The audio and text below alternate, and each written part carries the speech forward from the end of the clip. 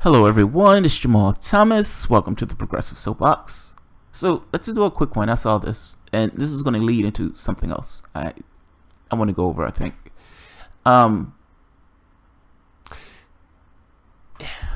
So let's talk about choices, specifically bad choices, extraordinarily bad and poor choices. Anthony Weiner is sentenced to 21 months in federal prison. They're going to put Anthony Weiner in a cage. That's because that's what we do. We put people in cages. I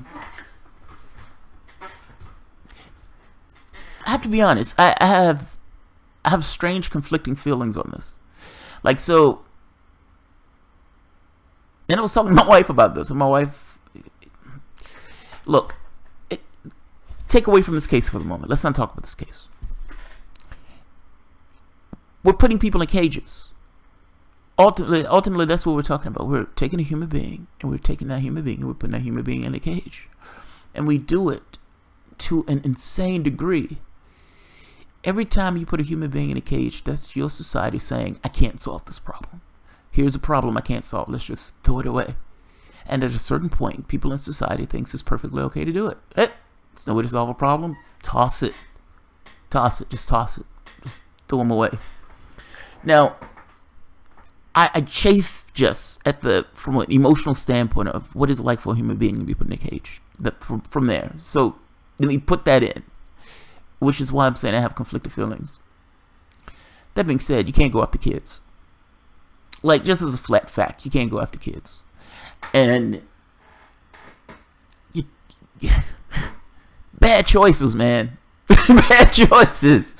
You're calling yourself Carlos Danger, and you're dicking around with kids. You were a congressman at one point. You were a congressman, and a notable congressman at that. Yes, you had the name Weiner. That's kind of comical. And yes, you got caught sending dick pics with the name Weiner. That's comical and problematic if you're in Congress. The fact that it was a 17-year-old, at the very least, you were sending lewd messages to a 17-year-old. Or 15-year-old, I'm sorry. That's worse. That's worse. Just from the standpoint of, my wife works for Hillary Clinton, and I'm in Congress. You would think you would be a little bit more careful. Carlos Danger.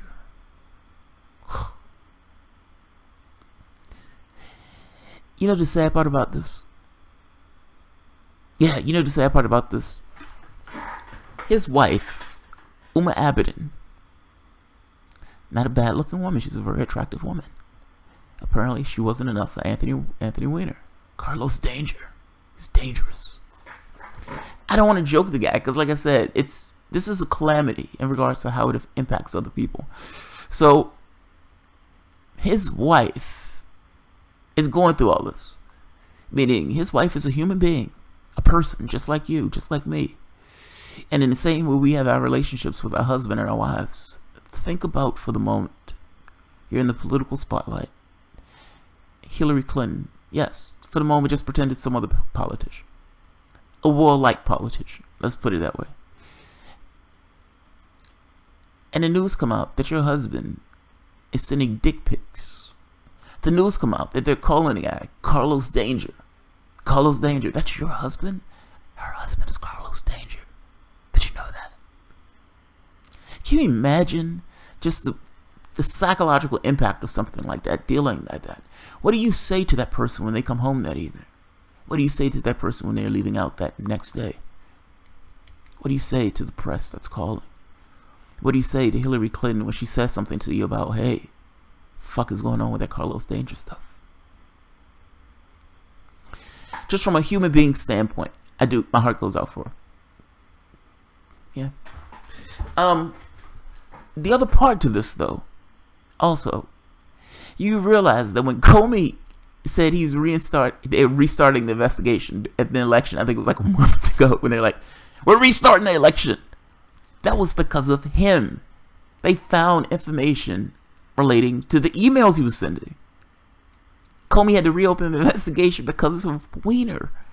Meaning Awan's husband to some degree, in Hillary Clinton's mind anyway, was partly responsible for Hillary Clinton losing to Donald Trump. What do you say to Hillary Clinton next morning if you're Uma Abedin? I wouldn't go into work. I wouldn't go into work that day. I'm sorry. I'm sorry. I caught Ebola for the day. I can't come in. Yeah, man. So yeah, from a human level, I just feel for people when they're dealing with prison and stuff like this. That being said, Anthony Weiner is going to prison for 21 months. So let me read this article for the moment. This is Washington Post, unfortunately. Disgraced former U.S. Congressman Anthony Weiner. Things aren't going right.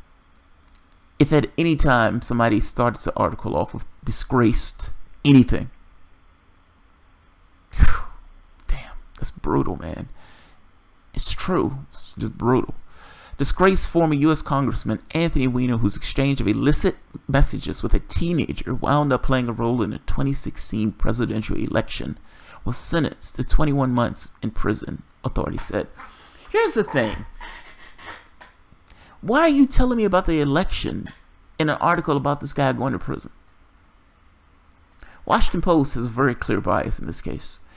Right off the bat, they're telling you about he might have helped Donald Trump win the election. He might have helped Donald Trump win the election. They are pushing hard for Hillary Clinton. Disgraced former congressman. I love the way they do this, though. They're telling you, and look, and multiple times they're telling you over and over again, he may have had something to do with Hillary Clinton losing the election. She didn't lose because she was a horrible candidate. To some degree, it was Anthony Weiner's fault. That's great. That's awesome. That's absolutely awesome. And look, this entire article is essentially about, even though they're telling you Anthony Weiner is going to prison for 21 months, it's more so Anthony Weiner is going to prison for 21 months, and that asshole helped Donald Trump get elected. Or but they don't say it that way. They say it in the sense of he may have helped Donald Trump get elected. The penalty marks a stunning downfall for New York Democrat whose propensity for sending lewd photos to women repeatedly derailed his career in politics, and in a roundabout way, oh, here we go again, might have affected Hillary Clinton's bid to become president. Oh, does the Washington Post have a bias? Does the Washington Post have a bias? Talking about disgrace. What is this thing at the top? Democracy dies in darkness. Democracy dies in the daylight on the pages of the Washington Post. Democracy dies in darkness, my ass. Oh man, this paper is embarrassing. It's embarrassing. You're telling me about this guy who's going to prison, and the only thing you can tell me about is he may have helped Hillary Clinton lose the election. Don't blame her. It might have been his fault too.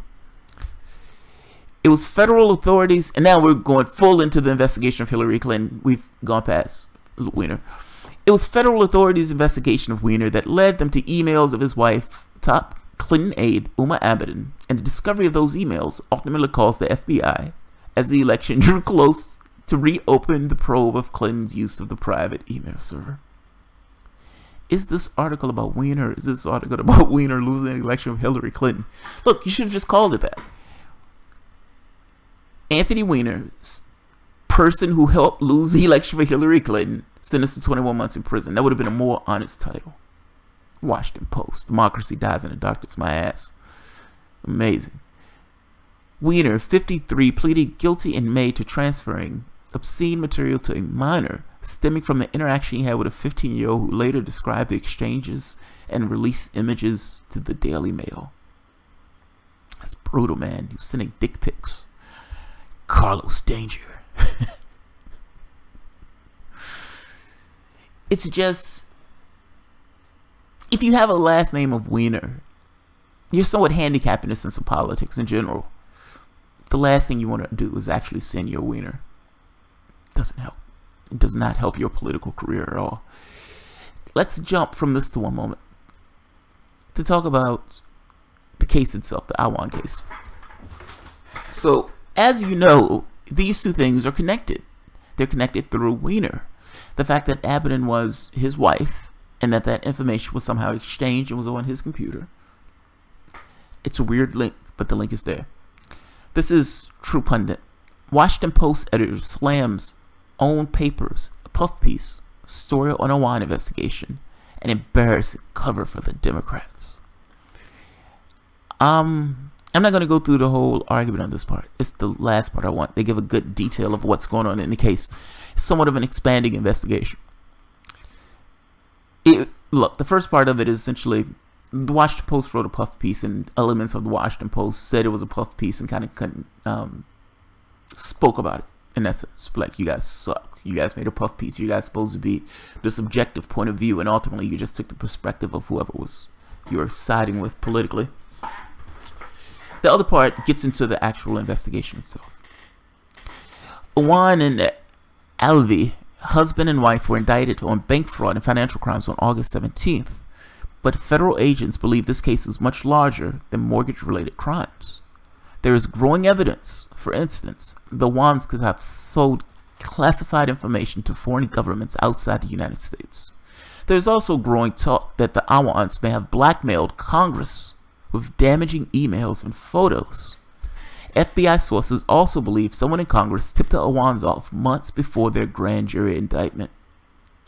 Awan and Alvi were charged in a 4-count indictment, charging the couple with defrauding the Congressional Federal Credit Union, making false statements and illegal money transfers to Pakistan. The Awans, along with 2 brothers, worked for Representative Deborah Wasserman Schultz and dozens of other Democratic members of Congress, performing IT work. The Washington Post didn't even get that part right, and these are simply basic background facts of the case. The Post goes out of its way, however, to stress that the case does not involve espionage. No matter what, espionage is not at play here, the Post repeatedly stresses. Not to mention the espionage portion of the case is far more complicated than simply saying no evidence exists. If there is no evidence of espionage, a huge leap the Post makes with seamless effort seems to be that FBI sources are in play, then the case must just be a grab bag of conspiracy theories fueled by right-wing kooks, according to the newspaper's wisdom.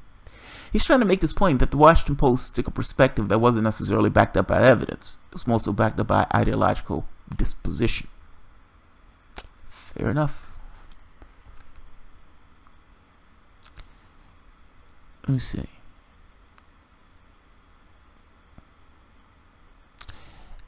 Again, FBI sources aren't even quoted anonymously. Normally, the Post at least fabricates quotes and sources when newspaper is chartered with driving an agenda. It didn't even bother to gin that up this time. Perhaps it wanted to save itself from getting busted again. Look, he's just making the point. I kind of wanted to get more information about the probe itself. He's going into this thing, kind of take it down the Washington Post. And good for him. He should take down the Washington Post.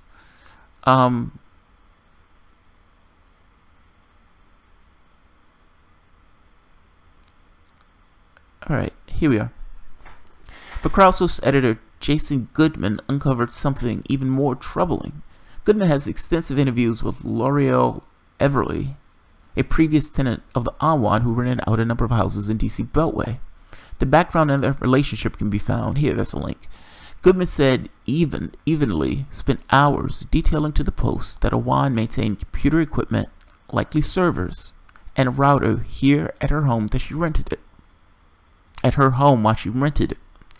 Despite the interview, the Post and the emails back and forth between Everly and the poster and a reporter, her name was never even mentioned in the Post Awan story.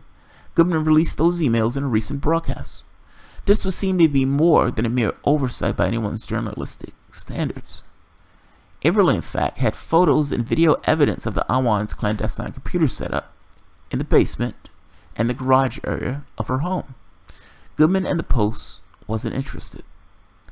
They're saying that the Post is essentially ignoring information. Hey, we have information contradicting the narrative that you want to push. Yeah, I don't see that. I don't see anything. I don't see anything. See no evil. Everly also detailed Awan's may have been using other parts of the property she rented to warehouse more servers. Much of what Everly told the Post about the Awan included Awan pumped electricity from the main home to a detached locked storage shed that she used cooling towers to preserve and maintain electronic equipment. Everly said she paid the electric bill, but was not allowed to access the unit. Everly once reported to Awan that the basement that she rented had flooded and said the landlord panicked and showed up within minutes to check the equipment in the locked garage area. Wow. Everly thought Awan might be using her rental property to implicate her or set her up for possible illegal things that he was involved in.